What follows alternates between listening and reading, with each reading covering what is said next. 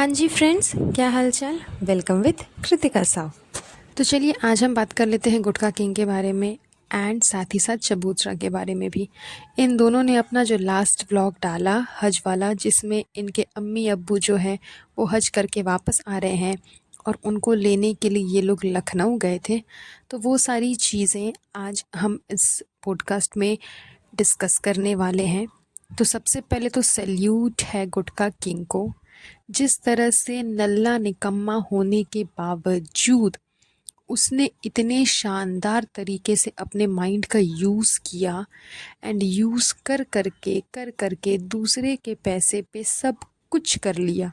चाहे वो घर खरीदना हो, वो भी एक नहीं दो दो घर खरीदना हो, दो दो बिज़नेस सेटअप करना हो, अपने मम्मी पापा को उम्राह भेजना हो, फिर हज पे भेजना हो, दो दो जगह भेजना हो, अपने फादर के लिए मदर के लिए घर पे मेड रखना हो, चाहे जो कुछ भी हो, सब चीज़ उस बंदे ने मतलब प्रॉपर दिमाग यूज़ कर के किया है।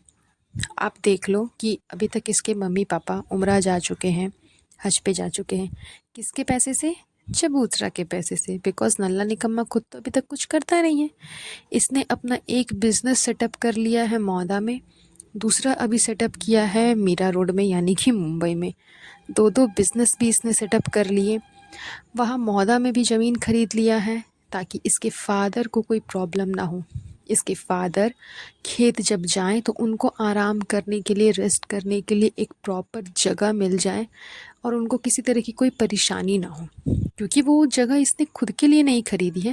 बिकॉज़ ऑलरेडी इतना बड़ा घर है तो खुद के लिए जगह लेने का कोई मतलब मोटिव नहीं होता। लेकिन हाँ, अगर आप ये कह सको कि एक तरह से इन लोगों ने इन्वेस्ट किया है कि अभी हम ज़मीन खरीद लेंगे, बाद में उसको बेच देंगे थोड़ा से हाई रेट पे, तो वो किया है। लेकिन फ़िलहाल मेन मोटिव था अपने फादर के लिए ख़रीदना, ताकि फादर जब खेत पे जाए काम वाम करने के लिए या फिर देख रेख करने के लिए ही, तो उनको आराम करने का एक प्रॉपर जगह मिल जाए।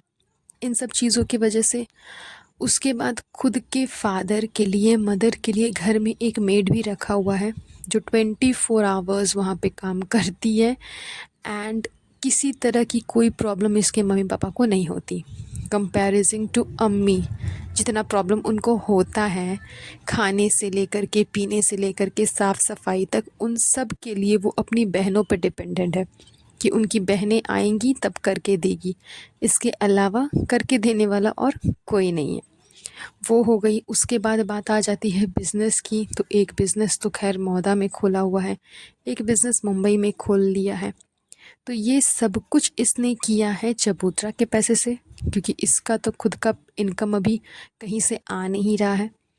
तो इस बंदे ने अच्छा खासा दिमाग यूज़ किया, पैसे नहीं होने के बावजूद एक प्रॉपर बेटे की तरह अपने माँ बाप के लिए सब कुछ किया, दूसरे के पैसे से ही।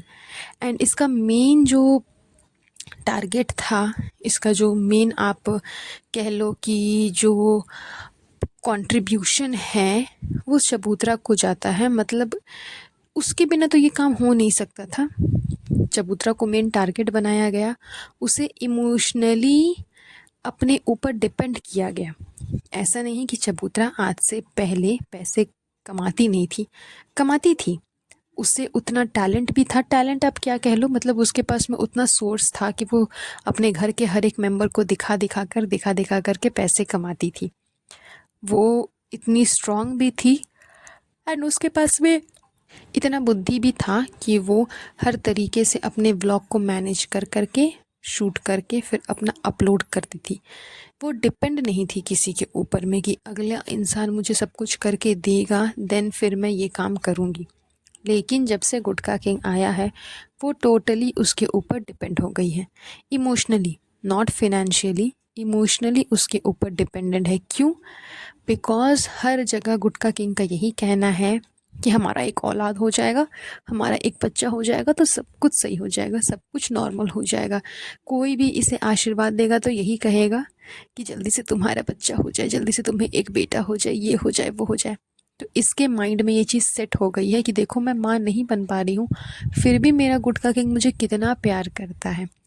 मेरे पैरों में पायल पहना था। आप सोचो, एक लड़की जो कि अपने आप को एज अ हिजाबन लड़की बताती है कि वो हिजाब को फॉलो करती है, वो अपने पैर को ऑन कैमरा सबके सामने दिखा रही है, देखो मेरे पैर कितने गोरे हैं।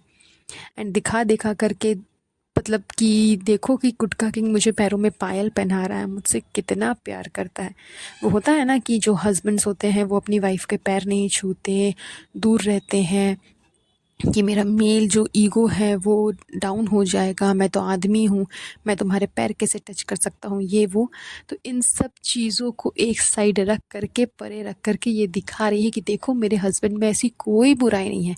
एंड इवन अभी गुटखा किंग की बहुत ज़्यादा तारीफ़ भी की जा रही है हाल फिलहाल काफ़ी टाइम से, कि वो बहुत अच्छा बेटा है, बहुत अच्छा हस्बैंड है, बहुत अच्छा सपोर्टिव पर्सन है। तो इस वजह से ये भी जो है मेंटली एंड इमोशनली टोटली उसके ऊपर डिपेंड है कि मैं माँ नहीं बन पा रही, इतनी प्रॉब्लम है, मैंने वेट गेन कर लिया है, मैं एकदम फूल करके गुब्बारा हो गई हूँ, फिर भी मुझे कितना प्यार करता है, मेरी तबीयत का कितना ख्याल रखता है। इन्हीं सब चीज़ों की वजह से इसने एक दो क्लिप ऐसी दिखाई हैं जिसमें गुटखा किंग इसे डांट रहा है कि तुम डॉक्टर के पास क्यों नहीं गई, तुमने अभी तक मेडिसिन क्यों नहीं लिया। अभी लास्ट वाले व्लॉग में ही इसने दिखाया कि इसकी तबीयत ख़राब थी, जब भी ये कहीं से घूम फिर करके आती है तो इसकी तबीयत 2 से 3 दिन तक ख़राब हो ही जाती है, ताकि घर पे कोई काम ना करना पड़े। तब गुटखा किंग ने इसे डांटा था कि तुमने अभी तक डॉक्टर को क्यों नहीं बताया, तुमने अभी तक मेडिसिन क्यों नहीं ली। तो ये सारी चीज़ें ये जानबूझ करके दिखाती है कि मेरा गुटखा किंग मेरा कितना ख्याल रखता है।